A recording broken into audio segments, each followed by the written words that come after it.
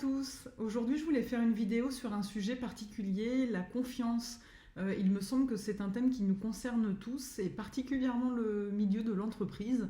C'est vrai qu'en période de confinement, on a beaucoup échangé de manière digitale, à distance. Alors je vous remets en barre d'informations ma précédente vidéo et quelques liens d'articles pour que vous puissiez comprendre si cette question vous intéresse, quelles sont les modalités de communication, les champs communicationnels qui ont été bousculés par cette période-là. Et je crois bien que même dans cette période actuelle où nous nous déconfinons, eh bien cette question de la confiance est plus que jamais d'actualité. Alors j'avais envie de l'aborder avec vous sous trois aspects différents. Le premier, celui de la question de la personnalité. Le deuxième, celui de l'imaginaire français, et le troisième, celui de la négociation. Vous savez que moi je travaille beaucoup sur une grille de lecture qui s'appelle les sémiotypes, et je vous remets également en barre d'informations la vidéo qui concerne les constructions de dynamique comportementale et la construction de la personnalité, si c'est un sujet qui vous intéresse. En tous les cas, sachez que effectivement, face à cette question de la confiance, nous ne sommes pas tous égaux, nous ne percevons pas cette question de la confiance de la même façon, et nous n'avons pas tous la même manière de la donner, cette confiance-là. Alors c'est vrai que par rapport à différents sémiotypes, comme celui du conquérant, et bien finalement, c'est pas tant la question de la confiance qui l'interpelle. Lui, il va pouvoir la donner facilement, à condition que ça le fasse avancer sur son sujet. Ce qui le rend pénible dans le travail à distance, dans le télétravail, le conquérant, c'est qu'il est très impatient par nature, et donc forcément, il va exiger de manière radicale et de manière rapide. Et c'est compliqué pour lui de gérer cette temporalité qui est bousculée par le fait que nous travaillons désormais à distance. Pour le vigilant, pareil, la question de la confiance n'est pas un enjeu majeur, mais ce qui est difficile, c'est que pour lui, presque, la situation de confinement a été une période bénie, puisqu'il se ressource dans des activités individuelles.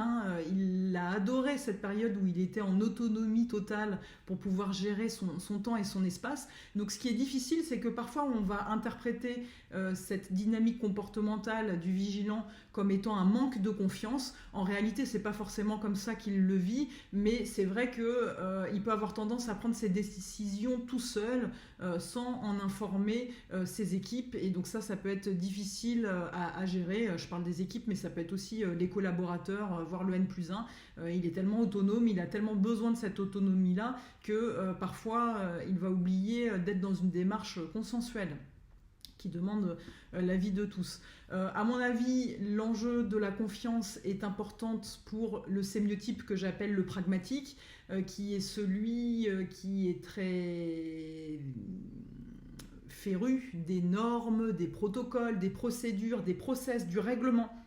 Pour lui, le télétravail est très compliqué, c'est-à-dire de ne plus voir les équipes, de devoir gérer à distance.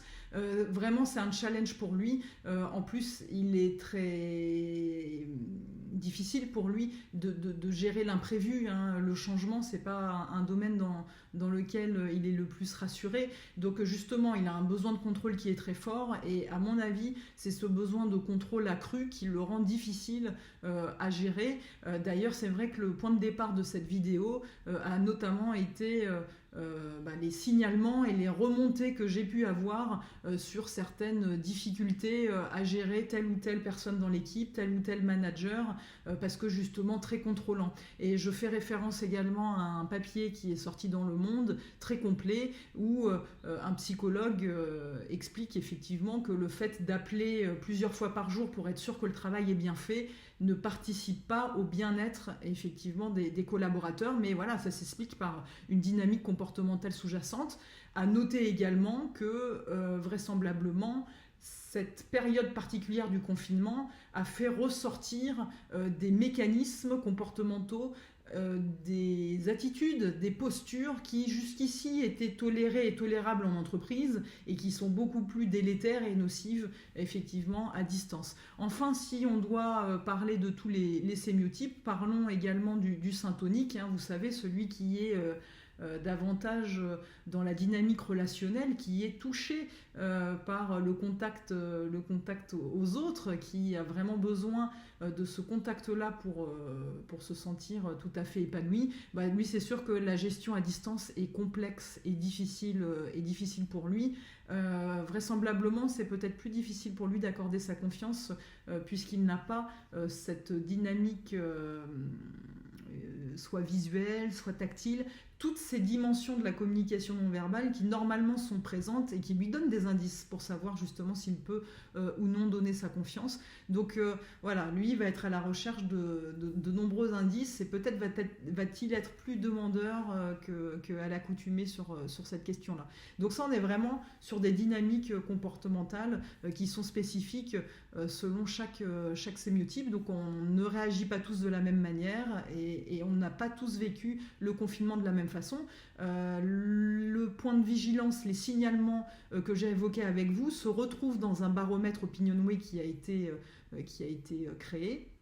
44% des salariés ont été en situation de détresse psychologique, justement à cause d'enjeux relationnels tendus lors de cette période de confinement et plus globalement dans cette période de télétravail. Donc je crois qu'il y a un vrai enjeu sur la question de comment on donne sa confiance, comment est-ce qu'on l'accorde, et je pense que c'est un sujet dont les dirigeants et l'entreprise, de manière plus générale, devraient prendre à bras le corps et devraient communiquer aussi là-dessus. Ensuite, je vous le disais, il me semble que le télétravail est un enjeu particulièrement difficile, ou disons-le de manière positive, un challenge pour nous Français, car il correspond à un imaginaire tout à fait particulier. Là, je vais notamment faire appel aux travaux d'un anthropologue qui s'appelle Fernand Félix Schwartz. Il est aussi philosophe et il s'est intéressé à la manière justement, parce que ça l'a un peu interpellé. Il est brésilien d'origine et quand il est venu en France, ça l'a interpellé cette manière dont les Français géraient cette relation à l'autre, relation intrapersonnelle.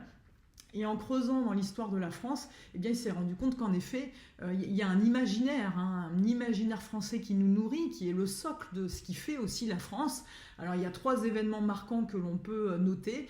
D'abord l'Inquisition. C'est vrai que souvent on a tendance à se dire, mais l'Inquisition, c'est d'abord l'Inquisition espagnole. Eh bien, détrompez-vous. L'Inquisition, elle est d'abord française. C'est d'abord l'Inquisition menée par les Cathares en 1237. Donc ça, c'est un point de départ qui est quand même intéressant. Ensuite, il y a eu d'autres épisodes historiques. Notons la terreur, un peu après la Révolution française, où là, chacun est obligé de s'épier, de regarder ce que le voisin fait, sous peine de passer soi-même à la guillotine. Donc ça a dû être une période terrible qui porte tout à fait bien son nom. Et c'est vrai que la terreur est particulièrement française. Enfin, il y a un épisode beaucoup plus récent, funeste, si j'ose dire, la collaboration. Ça aussi, c'est pas forcément quelque chose qu'on a trouvé dans d'autres pays, le fait d'avoir une France coupée en deux, à la fois géographiquement, idéologiquement et puis bien sûr moralement. Donc tout ça sont des épisodes qui viennent nous montrer que la France, elle a quand même un rapport particulier à la confiance et à la compréhension des enjeux interpersonnels et est toujours intriguée de savoir ce que fait le voisin. Il y a un article, je vous mettrai aussi le lien, qui a été écrit dans Courrier International, vu d'Autriche, et qui est assez surpris de voir ces phénomènes de délation qui ont eu lieu pendant le confinement pour dire à tel ou tel infirmier on ne veut plus vous voir ici, ou effectivement la recrudescence des appels à la police nationale pour dénoncer tel ou tel fait d'armes ou tel comportement, si j'ose dire. Donc vous voyez, sans doute qu'il y a d'autres exemples, bien sûr, dans des pays latins, d'ailleurs espagnols ou italiens, mais il me semble que la question et la figure même du corbeau a une incarnation bien française. Alors comment est-ce qu'on peut aussi la décrire, cette société de défiance? Alain Peyrefitte, qui était ministre, a écrit sur cette question-là. Voici la définition qu'il propose. Il nous dit: la société de défiance est une société frileuse, gagnant-perdant. Une société où la vie commune est un jeu à somme nulle, voire à somme négative. Si tu gagnes, je perds. Société propice à la lutte des classes, au mal de vivre national et international, à la jalousie sociale, à l'enfermement, à l'agressivité de la surveillance mutuelle. La société de confiance est une société en expansion, gagnant-gagnant, une société de solidarité, de projets communs, d'ouverture, d'échange, de communication. Alors ça, c'est très intéressant parce que c'est dans la lignée aussi des travaux de Kenneth Arrow, qui a eu le prix Nobel sur ces travaux justement qui ont démontré que les relations de défiance ont un impact économique, sont à l'explication même des retards économiques des pays et que ça nous coûte plusieurs points de PIB par an. Ces travaux ont été repris par 2 économistes français, Cahuc et Algan, dans leur ouvrage La société de défiance ou comment le modèle français s'autodétruit. Je vous le conseille. D'ailleurs, il est en libre accès PDF sur Internet. Et c'est vrai qu'en la matière, les chiffres font froid dans le dos. La France arrive au 24e rang sur les 26 pays de l'OCDE en termes de relations de confiance. C'est vraiment un score très bas. Il y a seulement 21% des Français qui déclarent faire confiance aux autres. Alors, si vous voulez avoir plus d'explications sur ce sujet-là, encore une fois, lisez cet ouvrage. Enfin, je terminerai, parce que je ne veux pas que cette vidéo soit trop longue, mais sur une idée reçue qui est très malheureuse et qui ne se confirme pas, notamment en négociation. La confiance, ça se mérite. Grossière erreur. La confiance, ça se donne. Et ça, ce sont des travaux notamment de Rapoport qui ont montré, notamment dans la théorie des jeux, puisque lui, c'est un des figures, un des pionniers qui s'est intéressé à cette théorie des jeux. Vous devez connaître ce fameux dilemme du prisonnier, où finalement on se pose la question de savoir si on a plutôt davantage à miser sur ses propres intérêts, à dénoncer l'autre, ou bien à coopérer. Eh bien, cette expérience de ce dilemme du prisonnier montre que réalisé à grande échelle et notamment grâce à l'intelligence artificielle, vous avez plutôt intérêt à donner votre confiance au premier coup et puis ensuite répéter effectivement les coups de l'adversaire. C'est ce qu'il nous dit dans cette fameuse citation.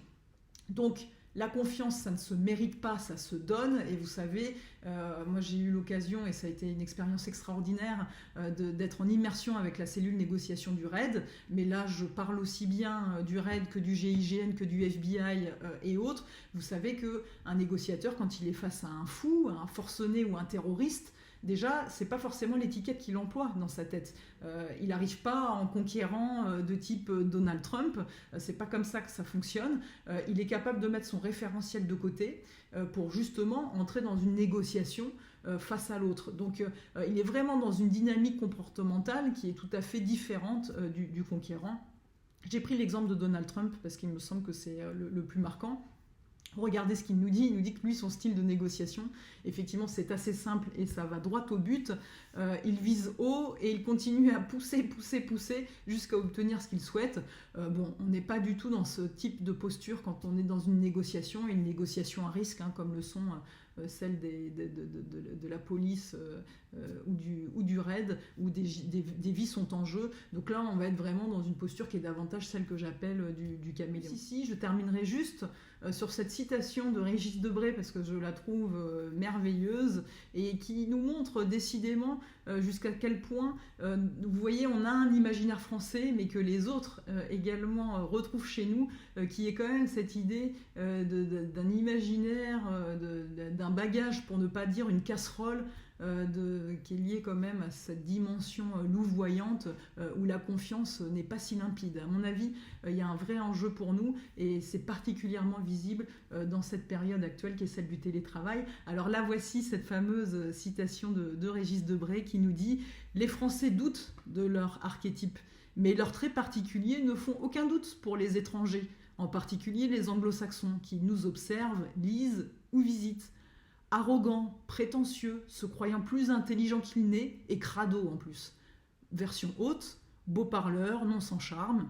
Version basse, hâbleur et faucheton, doué pour la trahison, voire film et série.